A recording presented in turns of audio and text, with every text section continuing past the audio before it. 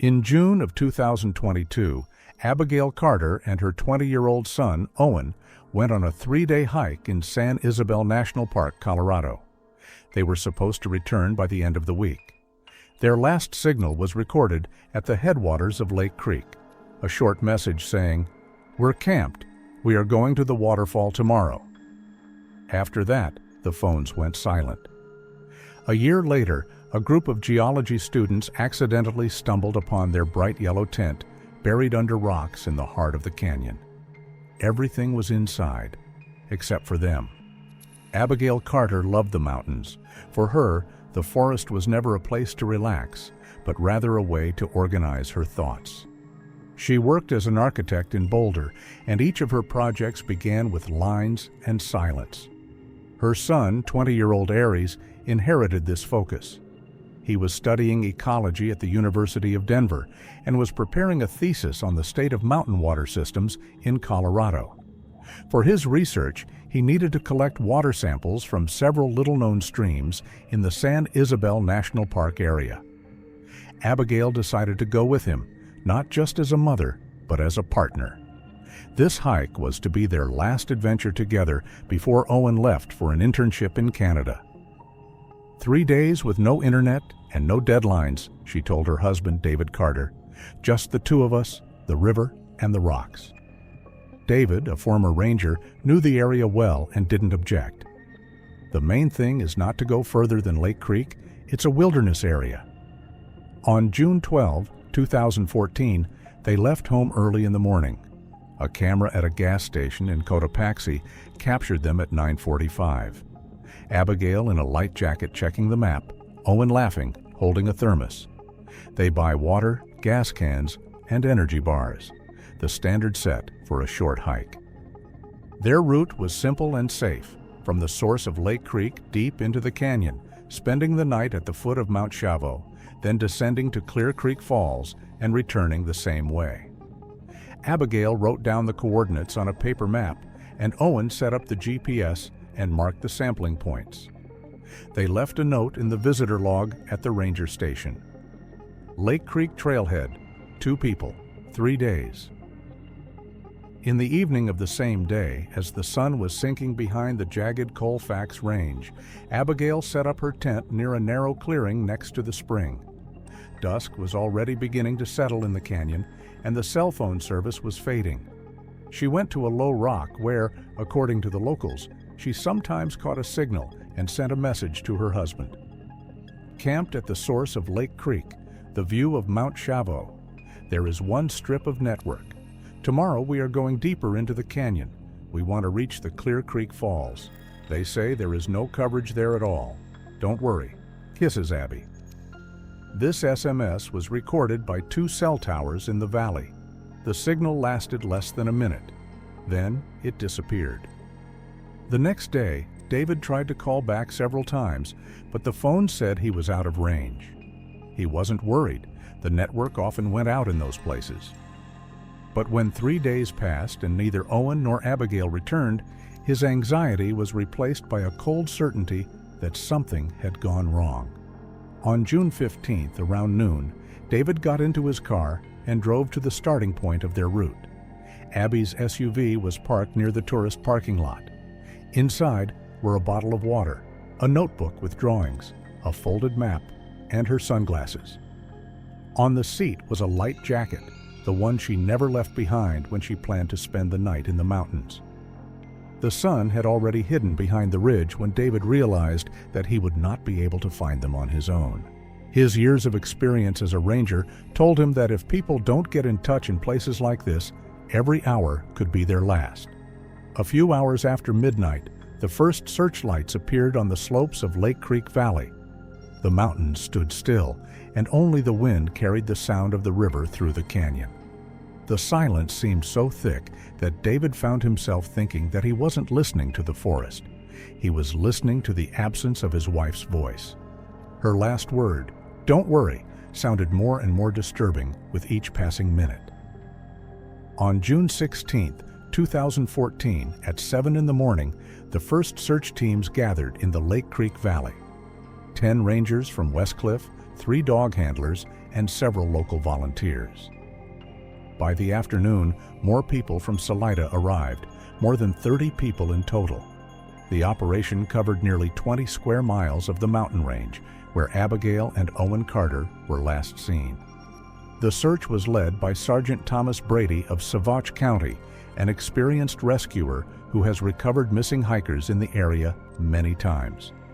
He immediately designated 3 sectors: the upper reaches of Lake Creek, the trail to Clear Creek Falls, and the side slopes of Mount Shavo.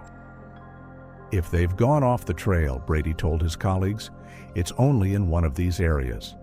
On the first day, the searchers came across a campsite near the creek's source, a campfire, several candy bar wrappers, and a piece of gas canister. Everything indicated that no more than one night had been spent there. Nearby, they found a clear print of a woman's shoe and a larger one of a man's. The footprints led downward toward the canyon, but after a few hundred yards, they were lost among the rocks. The next day, a helicopter with a thermal imager was sent to search for them. It flew around the gorge several times, checking every open area, slope, and lawn. On the southern slope of the mountain, the pilots noticed something that looked like a piece of cloth, but after checking it, it turned out to be an old tarp left by hunters. From the sky, the canyon looked like a continuous map of gray stones in which all landmarks were lost. The dogs took turns, 2 German shepherds and a Labrador trained to find people by scent. They confidently picked up the trail from the camp, walked about half a mile in the direction of the river, then started circling and suddenly froze. The air was dry, the wind changed every hour, and even experienced dog handlers recognized that the trail had broken off as if it had been washed away. David Carter stayed at the base camp with the rescuers. He laid out maps, checked the markings, and reminded them of possible ravines that were not shown on the official maps. "There's an old hunting trail here," he repeated, pointing to the northern slope. "It's not on the map, but I've walked it. If they followed it, they could have ended up in a blind ravine." The search team did check the area, but found nothing there, only fallen trees and a dried-up stream bed. On June 20th, volunteers from neighboring counties joined the operation. Every day they combed several miles, moving in a chain. People were on duty every day, but the forest remained deaf. On the 3rd day, a version emerged that the Carters could have been hit by a rockfall. It happened in the San Isabel Mountains. Fragile slopes crumbled after rains. But there was no precipitation then. The air was hot and the sky was clear. The rangers checked every ravine where rock fragments could have gathered. The dogs even went down into narrow depressions where the sun did not pass, but to no avail. The only artifact that reminded them of the presence of humans was an empty metal soup can found 2 miles from the site. Laboratory experts confirmed that there were no fingerprints on it. The FBI, which joined the investigation a week later, stated in its report, "The phones of Abigail and Owen Carter were last logged in at 9:30 on June 12th, after which the connection was terminated. No attempts to access the network, calls, or SMS were recorded after that." By the end of the month, the search maps were densely covered with marks. Dozens of points of checked zones, descents, caves, and trail branches. Each of them was marked with a red circle, and none of them yielded any results. On June 30th, after 2 weeks without any finds, Commander Brady held a meeting and officially announced, "The active phase of the search is over. Further actions are in monitoring mode." That evening, the base camp was unusually quiet. Volunteers were assembling tents and packing equipment. David sat by the campfire, looking at the burning coals and clutching his wife's phone, which still showed no signs of life. His own experience told him that the forest does not take away without a trace, unless someone helped him to keep quiet. The next morning, the convoy of vehicles headed back to Westcliff. The report that would go into the Savoy County Police Archives would contain only one line, reflecting 2 weeks of searching. No signs of any living or dead persons were found. Probable cause of disappearance is undetermined. But for David Carter, this was not the end of the story. He knew that somewhere among those stone slopes was a place where the truth began, and perhaps that's where the canyon hides its first secret. When the official search ended, David Carter was left alone, with maps, newspaper clippings, and a silence that was gradually becoming unbearable. In the first weeks after the operation was over, he could not stay at home. Every morning he would get into an old pickup truck and drive along the mountain roads around San Isabel. He talked to shepherds, tourists, rangers, gas station attendants. All remembered that his family had disappeared in the mountains that summer, but no one could add anything new. Every trail ended in emptiness. Every conversation ended with the phrase, "Nothing suspicious." But David didn't believe in emptiness. His 20 years of service in forest protection had taught him that there are no disappearances in nature. If something is missing, it means someone helped it disappear. In July, he started acting independently. He made maps using his own system, marking all the landmarks he found during his search: old hunting trails, landslides, abandoned huts. Several times he spent the night in his car at the foot of Mount Chavo, listening to the silence of the canyon as if he hoped to hear an answer. In August, he came across a man whose memory became key for him. It was Samuel Crane, an old hunter from Cotopaxi who often hunted in the Hayden Pass area. When David mentioned the date, June 12th, he thought about it and said slowly, "I heard gunshots that night. Not a line, not a hunt. 3 separate, short ones, somewhere closer to the pass. But then who doesn't shoot in the mountains? I did not pay attention. 3 shots. David never heard the rest. He wrote down the coordinates and a few days later went to Hayden Pass himself. There was nothing there, just a narrow road, fallen rocks, and old tire tracks that could have belonged to anyone. But this detail kept bothering him. The accident theory that the investigators were supporting was looking more and more absurd. How could 2 experienced hikers disappear without leaving even a broken rope or a piece of tent? David began to collect his own dossier newspaper clippings, copies of reports, interrogation protocols, everything related to the disappearance. 3 possible hypotheses emerged in his notebook: an attack, a hidden crime, or a cover-up. In the fall, he contacted a private investigator, a former Pueblo police agent named Richard Hale. He agreed to help without payment as long as he had access to the materials.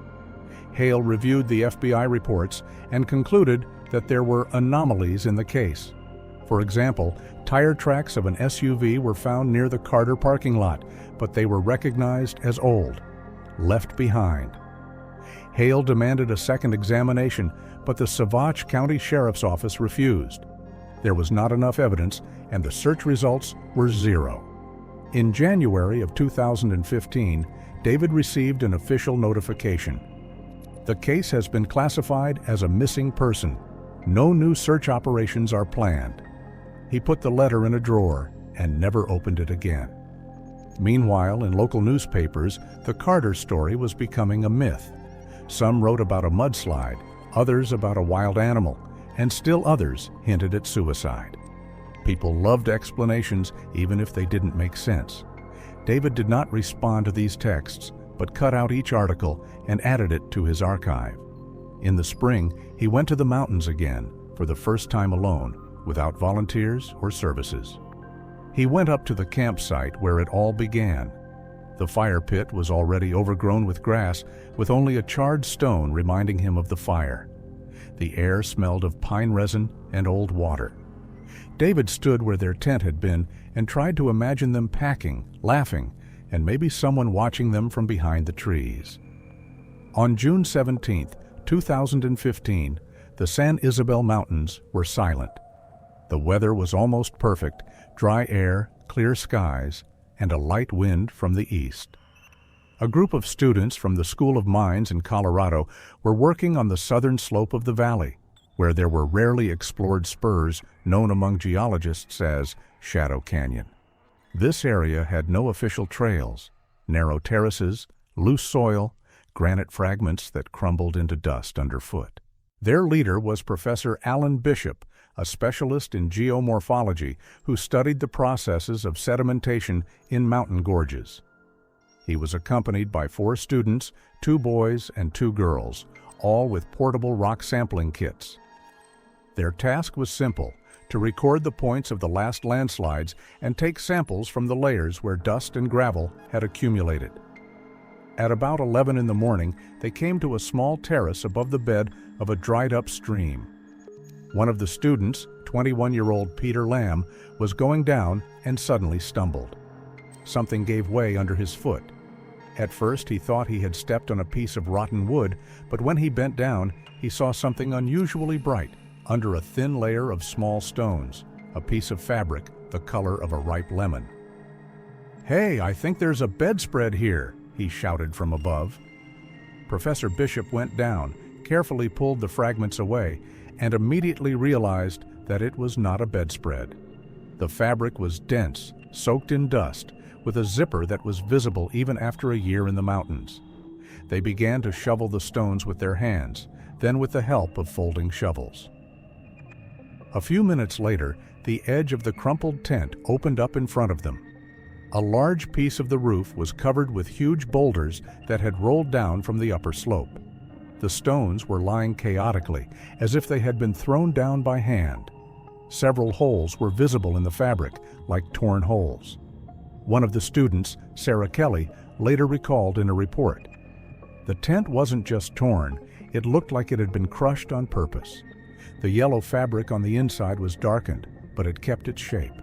It was strange that everything else around it was clean, but this piece looked alien, like a stain among the stone."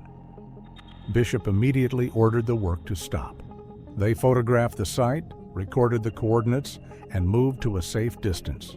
In the mountains, it has happened many times that specimen collectors have come across the remains of old camps or hikers' equipment. But this case had a completely different atmosphere. The slope was stable, the scree was fresh, and the boulders were lying on top of undamaged grass. No landslides had been recorded here for several decades. The professor contacted the local office of the National Park Service. The call was recorded at 13 past 5. An hour and a half later, 2 rangers from Westcliff, Jeffrey Sloan and Melissa Grant, arrived at the site. They blocked the entrance to the terrace and began a preliminary inspection. The rangers saw the same thing: a crumpled tent pinned down by several heavy boulders. Sloan noticed that the bottom edge of the fabric was pressed tightly to the ground, as if someone had deliberately piled stones around the perimeter. In several places, the material had dark spots that looked like rust, but were surprisingly evenly spaced. At 19 o'clock, detectives from Savoge County and a technical team from the state lab arrived at the site. They began to excavate the tent very carefully, layer by layer. The whole procedure lasted until nightfall.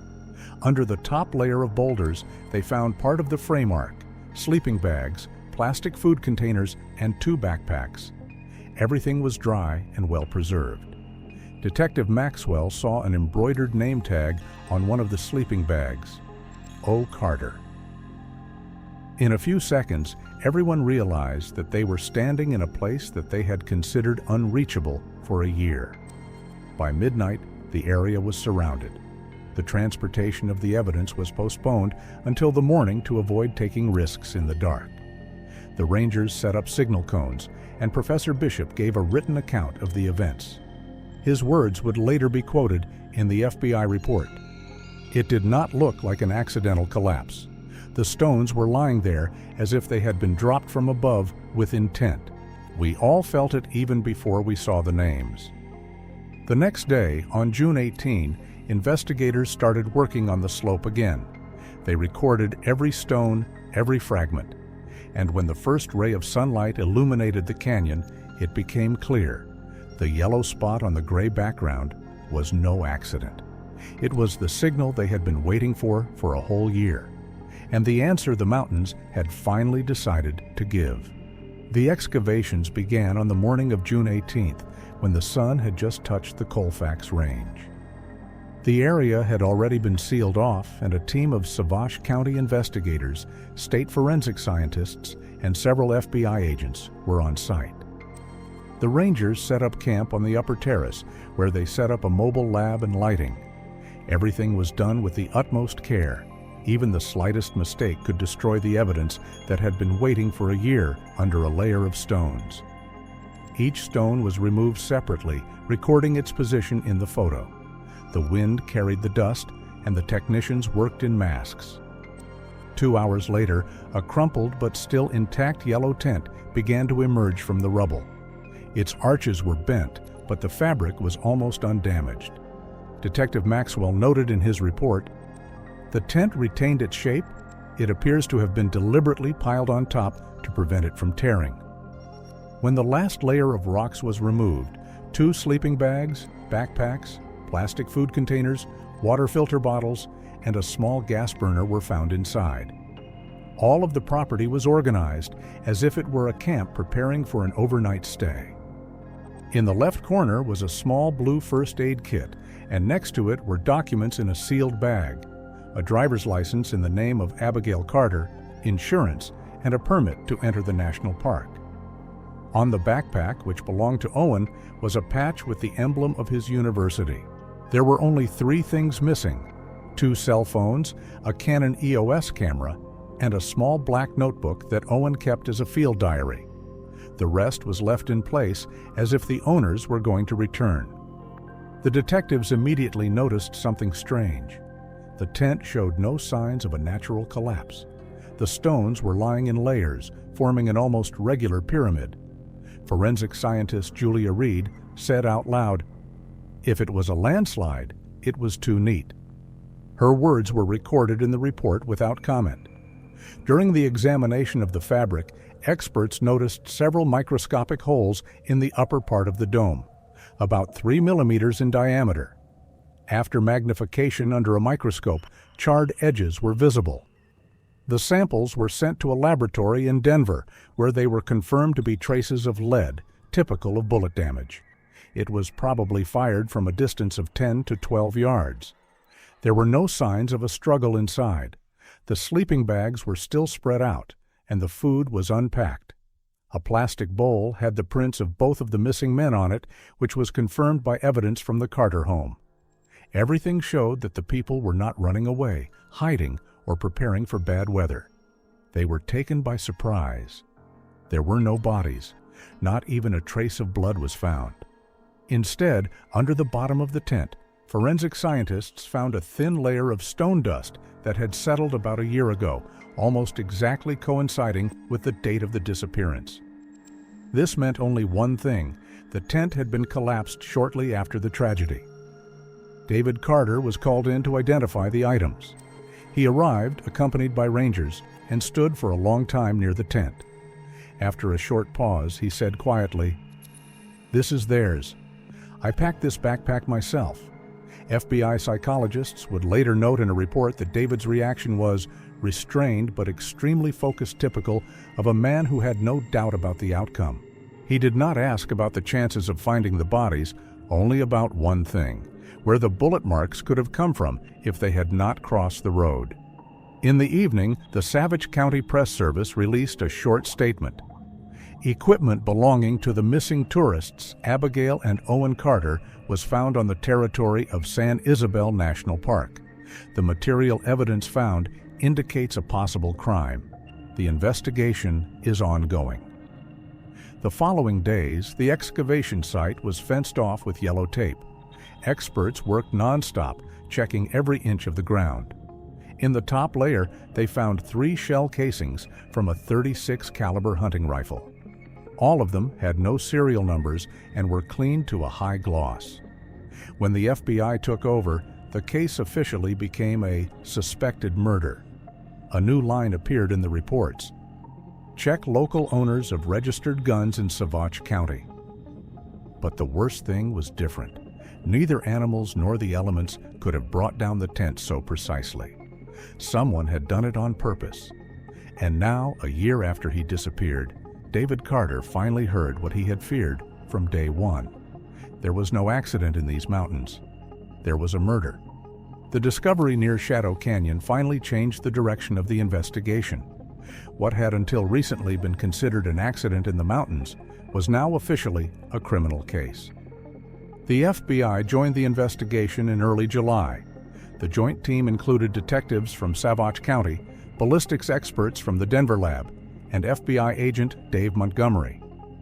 Ballistics analysis of 3 shell casings found near the tent showed that the shots were fired from a .36 caliber rifle, most likely a Marlin 336. This weapon is popular among local hunters, simple, reliable, and suitable for hunting in mountainous conditions. This made it possible to narrow the circle of suspects to those who had registered weapons of this type. Investigators reviewed owner registers, hunting licenses, and hunting permits in 3 counties around San Isabel. Within 2 weeks, they discovered a strange pattern.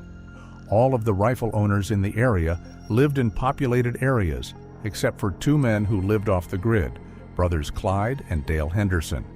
They owned a private tract of land on the border of the National Forest near Colfax Mountain, less than 10 miles from where the Carter tent was found. The Henderson names were known to local rangers. The brothers lived alone, avoided contact, and had repeatedly come to the attention of the police for poaching and aggressive behavior. Clyde had a criminal record for assaulting a conservation officer in 2009. The Rangers' report stated that they did not allow any tourists on their land, considering the neighborhood their own territory. On July 27th, detectives obtained a search warrant for their property. On the morning of the 28th, a team of 6 investigators and 2 FBI agents went to the Henderson farm. At first glance, it looked like an ordinary abandoned yard. A dilapidated barn, a rusted-out pickup truck, piles of garbage, and empty shell casings on the ground. Clyde behaved calmly, although his dislike of people in uniform was evident in his every movement. The younger one, Dale, was silent and only gave brief glances at his older brother. During the search of the house, several weapons were found, including a Marlin 336 rifle with a worn-out serial number, which was seized for examination. The following week, a Denver laboratory confirmed that the micro-relief of the barrel matched the rifle's rifling on the shell casings found near the Carter camp. The probability of error was less than 1 in a million. After receiving the results, the FBI conducted a full search of all outbuildings. In the basement of an old barn littered with boards and scrap metal, investigators came across what they called a museum of theft. On the shelves and in boxes were dozens of items apparently collected from tourist campsites: flashlights, knives, lighters, cameras, thermoses, and cell phone cases. The forensic experts carefully described each item, and when they pulled out an old Canon lens with a scratch on the body, David Carter, who was called in for a lineup, recognized it without hesitation. "That was my son's lens. He repaired it himself." Next to it in the box were 2 simple cell phones, no cards, but with characteristic scratches on the case. One of them matched the serial number of Abigail Carter's phone listed in the operator's report. The findings were decisive. During the interrogation, the younger brother, Dale, was the first to break down. He agreed to a deal with the investigation in exchange for a reduced sentence. His testimony was recorded on September 9th in the presence of a lawyer and FBI agents. Dale said that in June of 2014, he and Clyde were hunting in a restricted area near the canyon. Clyde, he said, was drunk that day. They were following a deer when they saw movement at the edge of the forest, the silhouette of a man in a gray jacket. Clyde raised his rifle, certain it was prey, and pulled the trigger. A moment later, they heard screams from the forest. They ran over and saw a young man falling down near the tent. He said that the boy's mother had jumped out to try to help her son. Clyde, panicking, shouted that their photos will be everywhere now, and, frightened, fired another shot. When there was silence, he stood there for a long time and then ordered his brother to help clean up before anyone sees.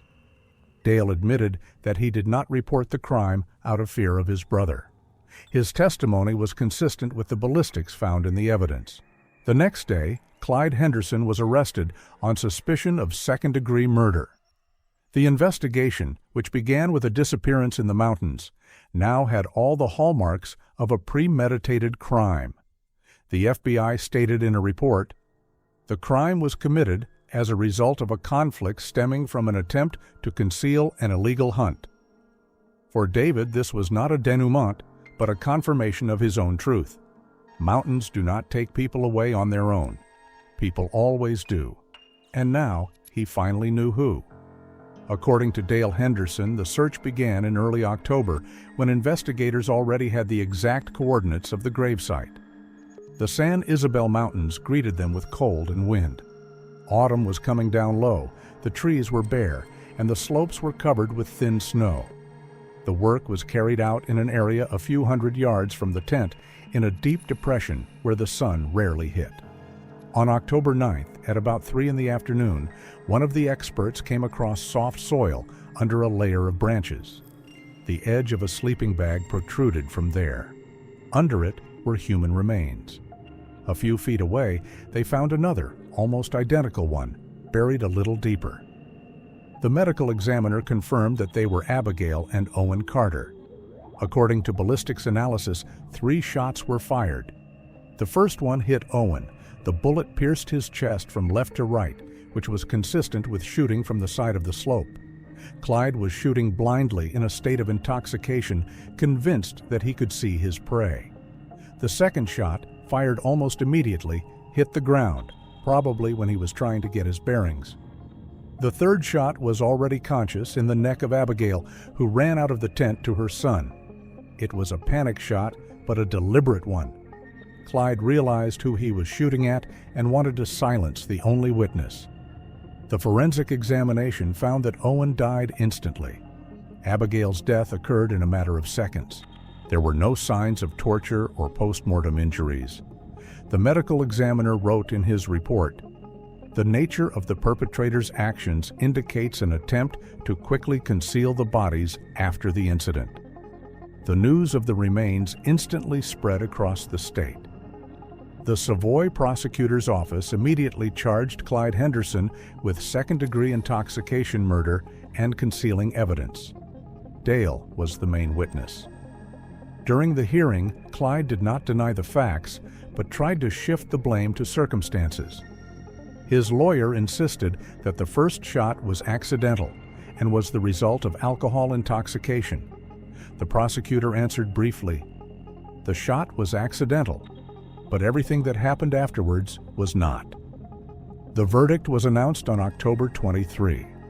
Clyde Henderson was sentenced to life in prison without the possibility of early release. Dale received 25 years for complicity and concealment of the crime. After the trial, David Carter received permission for reburial. The bodies of Abigail and Owen were transported to Boulder. He asked that only the names and dates be carved on a small slab. No epitaphs, just stone and silence. The case was closed at the end of the year. The final FBI report stated, "The cause of death was an accidental gunshot that resulted in premeditated murder and concealment of the bodies. The investigation is closed." For David, it was not over. Every time he went up to San Isabel, he stopped by the creek where their tent had last stood. The mountains remained the same, only the wind changed direction.